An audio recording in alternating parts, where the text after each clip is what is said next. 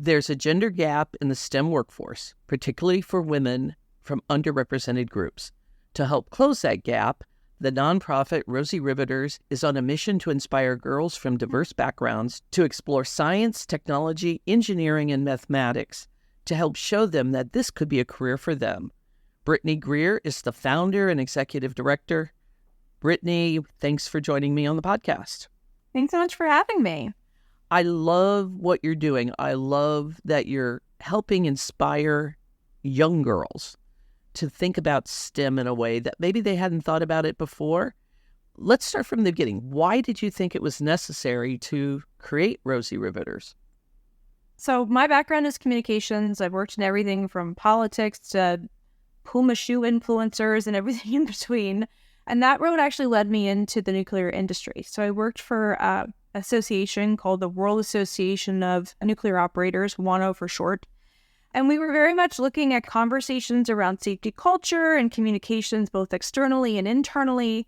And one of the first things you do in those fields is figure out who your audience is. Look at your data sets. Who are you talking to? How are you talking to them?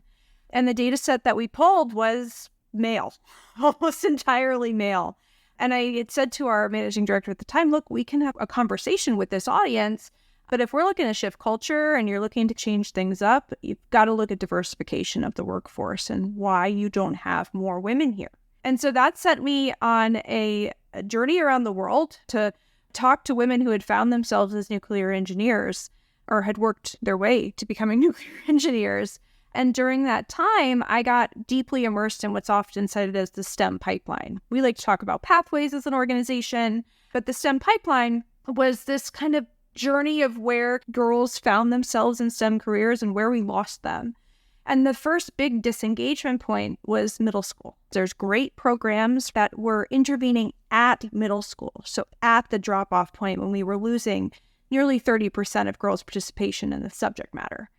My question at that time was, why are you losing them by those numbers? And why are we only intervening, for the most part, at that point? And what work could we do prior to that to not only decrease the number who weren't engaging, but potentially increase it? And so really wanted to know what the data and the information was telling us, and went on a search for what we could find. And there's still room for a lot more research in this area, particularly in terms of that disengagement that happens in middle school. But for us, 3 really key points stood out. Girls' confidence drops by 30% around the same age, so between 8 and 14. Girls are academically overall ahead in elementary school compared to their male peers. And there's some really robust research around girls who are identified as gifted and talented and their relationship to learning subjects that aren't quick or that they don't get immediately because their expectations of their educational experience have been reinforced that they get things quickly or it's not too much of a struggle to get the answer. And they get actively praised for that.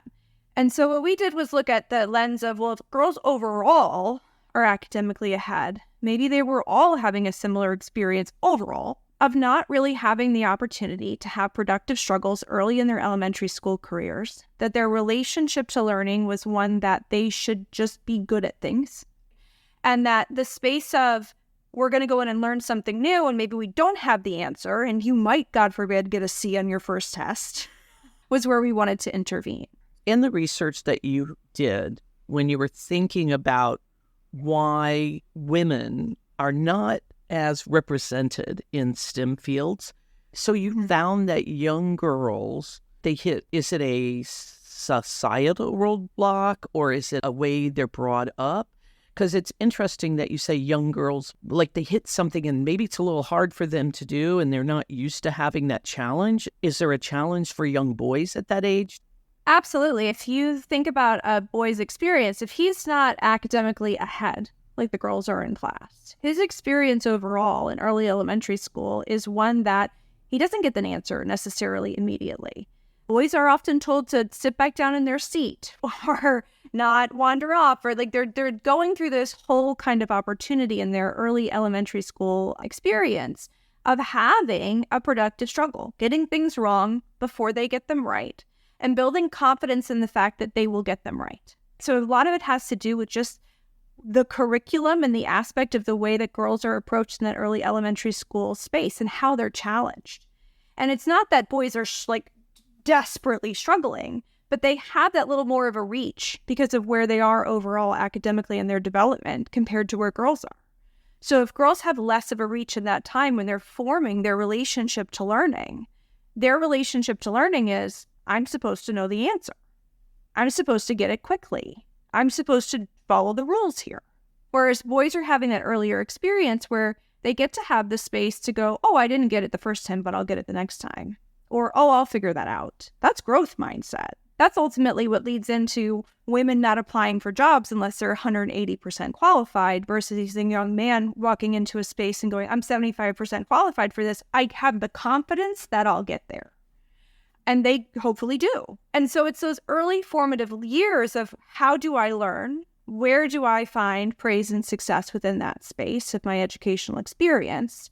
This early intervention, this idea that girls lose the confidence, the expectations are different for them. So how do you step in with Rosie Riveters to change that engagement, change that interest and outcome? Yeah, so the whole goal of our programs is not only excitement and awareness of the opportunities that are available in STEM, that's one part of it, but the real core of what we do is providing girls in our programs with an opportunity for productive struggle, a space to get things wrong before they get them right, and as a result, build their confidence and their critical thinking and problem-solving skills.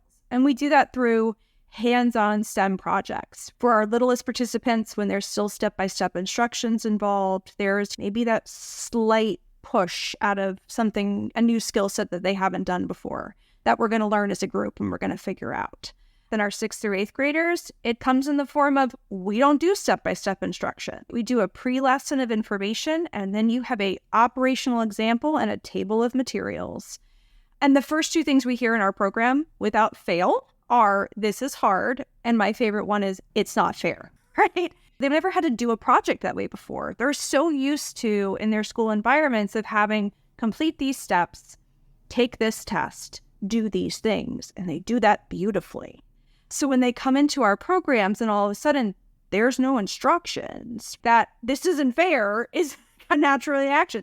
Sometimes there's tears at the beginning, right?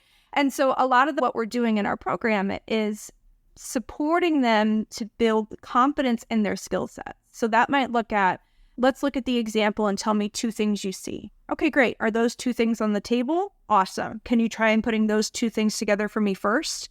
And they'll go and they'll do that. And now they start to build those skill sets of, how do I approach this thing I've never done before?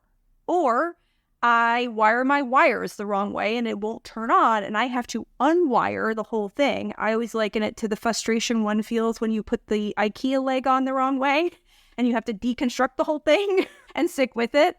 It's building the confidence of the fact that, yeah, that's frustrating, but I know I can take this part. I've learned from that experience and I can now apply it and move forward and have the confidence to walk into places where I've never been before.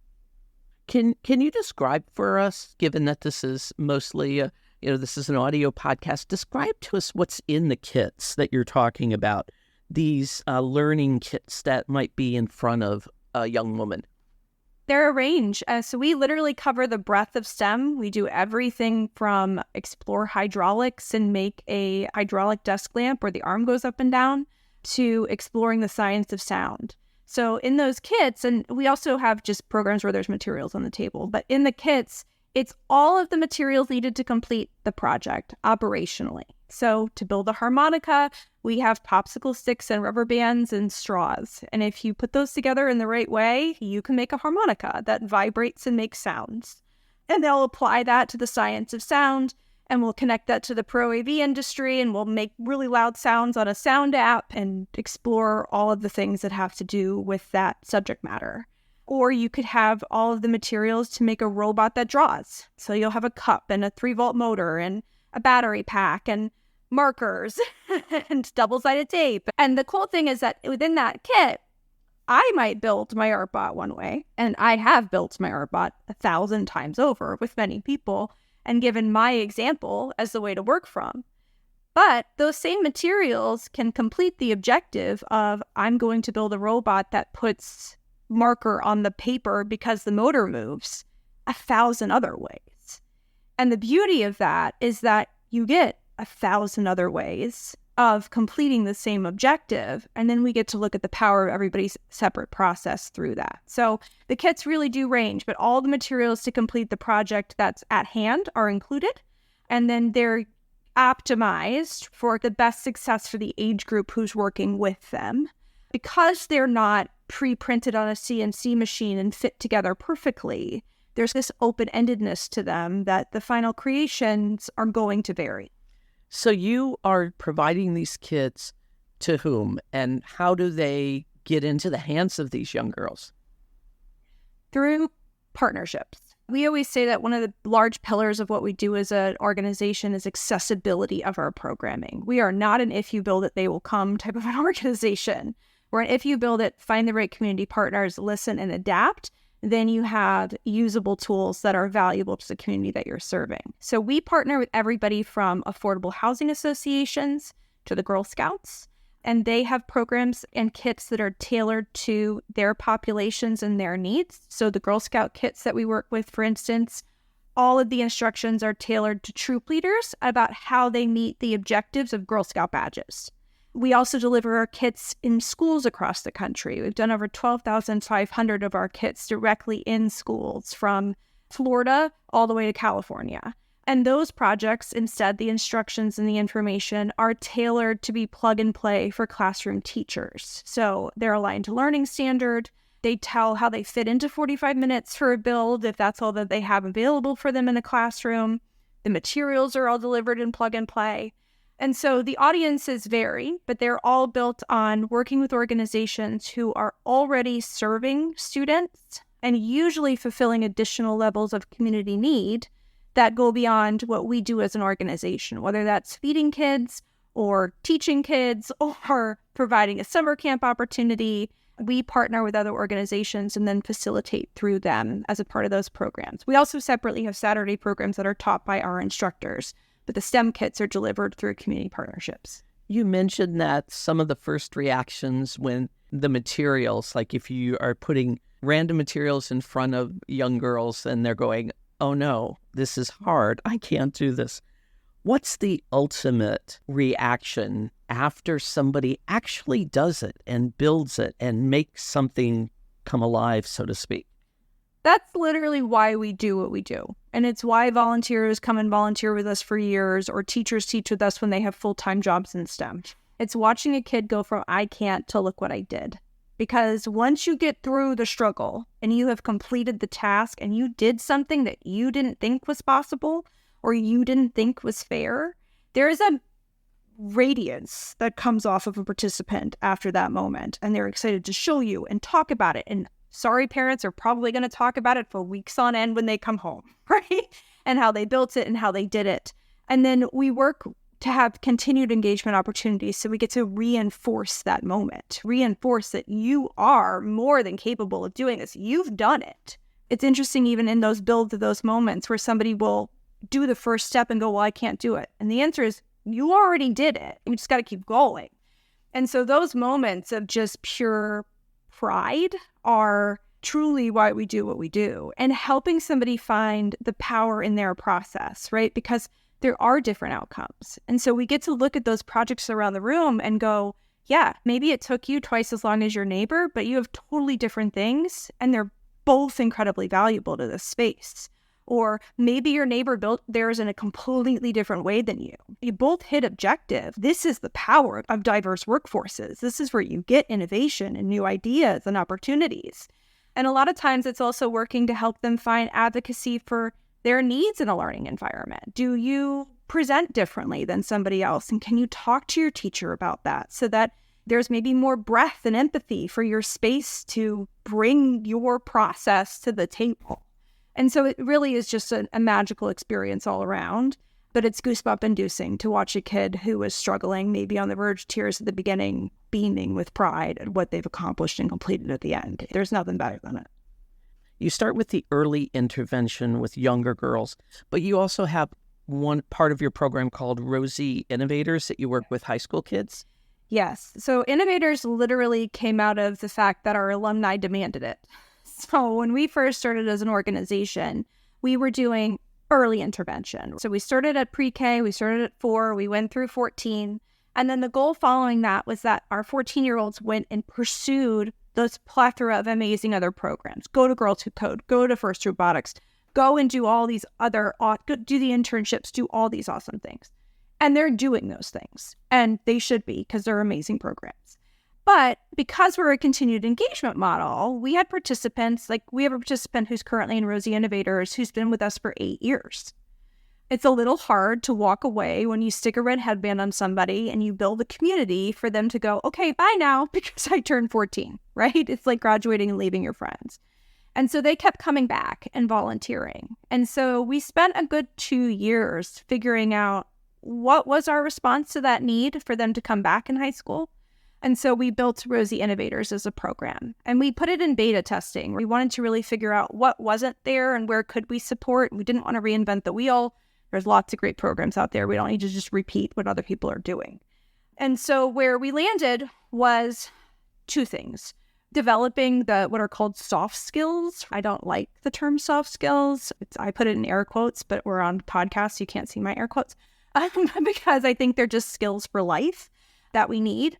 But everything from resume building. How do you talk about your STEM experiences? How do you write a college essay if that's what you're interested in? How do you format your resume for an apprenticeship program if that's something that you're pursuing? How do you network? How do you become comfortable with the fact that networking is a skill that you build and nobody likes it? And we all figure it out and build the skill and get better at it and then find our joy in it in some places, but that it's a skill that you exercise. So there's that component of working with the girls and connecting them with real women in STEM and getting an opportunity to shout out job opportunities. And we have Women in STEM Day. But then we also wanted to put them in the driver's seat of STEM communications and talking about what they were passionate about. So we give them copies of our curriculum. We have them brainstorm and coach them through a process where they pick up and design a project that matters to them. So for instance, we have a young participant named Emma who wants to be a mechanical engineer, and she really wanted to talk about mechanical engineering and simple machines with students. And when she first came to me, the project idea was a giant poster board.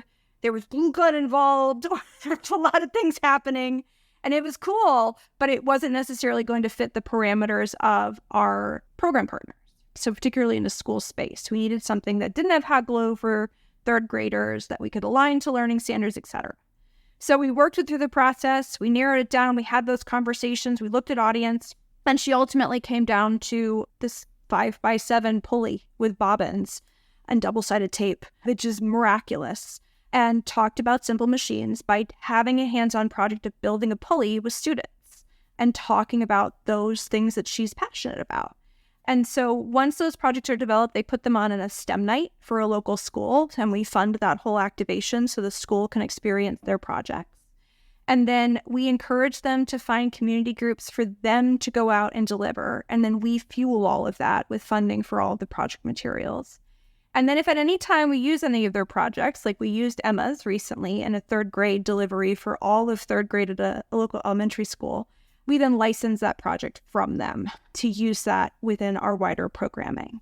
And so recently, Emma's pulley project went to all the 3rd graders at Taylor Elementary.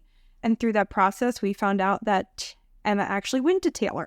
So connected her with the teachers and 3rd graders about not only building the project. And then that project itself was also funded by a local construction company. So we talked about local careers and local connections. And so it's really coming into that full circle moment of you get to experience these hands-on projects early. We connect you into your opportunities. We support you through your high school years. And then we put you in the driver's seat to really start developing those community relationships and molding them to the needs that they've seen through their own pathways and journeys. That's lovely. And I also think it's great that you licensed it. So, hey, she gets her first career step forward there. Yeah. The check handover was a big moment. We both cried. I love it. Well, you mentioned construction, you mentioned audiovisual, and manufacturing is a huge industry that relies on STEM skills. But only about 1/3, or actually I think it's less than 1/3 of the workers in that industry are women. given that there's going to be a shortage, and I've talked to Carolyn Lee at Manufacturing Institute about the shortage that they're seeing in the industry. Women are an untapped talent pool. Talk about how we take those young girls, young women, and now we're at this next step, introducing them into manufacturing or any other careers. How do we get that love of this to continue? Yeah, I think a huge part of it is storytelling and narrative. So we've got these hands-on moments, engagement early. A lot of times, local manufacturers or businesses, anybody goes, oh, I want to recruit more women. I'm going to talk to women as they're coming out of college. Well, they've never seen themselves necessarily in your industry before. They don't see them in your industry right now. So that recruitment process can be a little trickier. But being able to talk to communities early and students early about, hey, that thing, that pulley that you love building, this is how we use it in our industry. Here's an actual job that you can go and do that utilizes these skills. And by the way, here's the pathways and the support systems that we have in place to get you there. There's a lot of times that I go to a lot of manufacturing events and they'll talk about their frustration that somebody will go and work at McDonald's, but they won't go and work in their factory and they'll make 2 times the amount of money. They don't know that it's there. Right? They don't know what the opportunity looks like or the pathway to it or that it's for them. And whatever kind of preconceived notion that they have of that field, if they have one at all, quite frankly, I think it's probably more the fact that they don't even know what it is whatever they've heard has been set. So the space to really reach into your local communities and talk about what your industries are doing and talking about what's happening in manufacturing and the breadth of skills that are there. I talk about this with the space industry a lot too. Space is all STEM. Manufacturing is all STEM. You can hit any one of those letters and any kind of variation of a million parts of that and find a space for yourself in these industries. But to find that space, you got to know the job exists. You got to know the pathway that you can take to get there. You got to know what resources might be available to support you to access that. And your parents usually need to know a little bit about that too, so that they can feel confident in helping you navigate that space. So by reaching back and starting early, and continually engaging and really connecting local companies with local communities, we get to have a tangible understanding of what's within reach. And they're great if somebody wants to go and travel the world and go across the country and do a job. That's awesome. But a lot of the times there's local talent sitting right there who would be delighted to walk into that space if they knew that the opportunity was available to them. So a lot of the work that we do is through our hands-on STEM kits and through our programs is partnering with industry and telling that story. We're in the process of doing STEM kits for the Manufacturing Association in Pennsylvania. And so we're talking about manufacturing in Pennsylvania and talking about the breadth of different industries that exist there and what those companies are and where you can access them. And we're doing that through, let's build a balloon-powered car and talk about automotive manufacturing. And now all of a sudden I have this hands-on moment to make those connections. But it's too late to start when they're just coming out of recruitment kind of timeline. Recruitment starts in kindergarten. And if you can invest in them early, they will know that they can come and find you at the end. And you're going to have a far greater participation rate of not only just people, but also people who have not gone to participate in your space before, because you're welcoming them and you're inviting them and you're showing them the opportunities that are available to them. And so I think the more that we can do that, the more that we can open up opportunities that haven't previously been available to a lot of the population. Brittany, thank you very much for telling us about Rosie Riveters. And anybody interested, we'll have the link on the website. Thank you so much for letting me share more about what we do. I've been speaking with Brittany Greer, the founder and executive director of Rosie Riveters. I'm Ramona Schindelheim, editor-in-chief of Working Nation. Thank you for listening.